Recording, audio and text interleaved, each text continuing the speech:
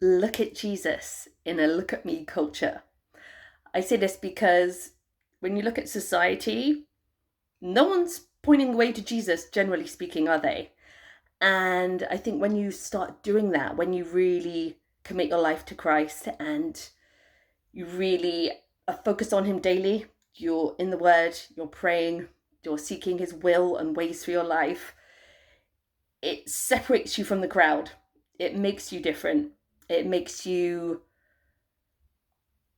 dig deeper, I think, for those things that you used to do that society does, that is acceptable, that no one would question you for, but things like finding your worth through your status, through your highlight reels, through how many followers you have, through how much engagement you get, through the job you do, how much money you make, what title it is that you have.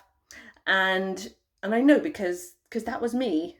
That's what I would base my value and worth on, was how other people saw me and my dreams, how far my dreams were going. And basically, I now know that it was a very shallow place to put my worth, a very shaky place, a very vulnerable place, insecure place.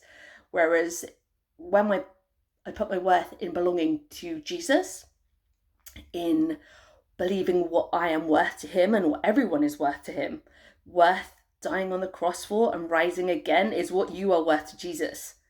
And the price He paid on that cross is finished. He's not going to say, I paid that price for you to mess up horribly in what you say and what you do and the weaknesses and imperfections you have. It's not going to turn around and say, you know what, you're such a mess of a human being that actually my price paid doesn't apply to you. But what He does say is, for that price I paid to apply, you need to be giving your life to me. You need to be surrendering to me. You need to be looking to me, my ways, and how I lived to guide you through this life.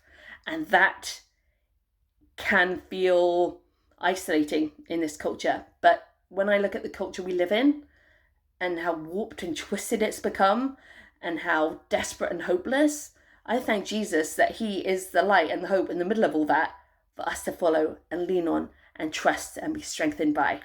So He is the one I'm following. He's the one I'm devoting my platforms to now, because He is the only one, in my mind, that is worthy of all the praise.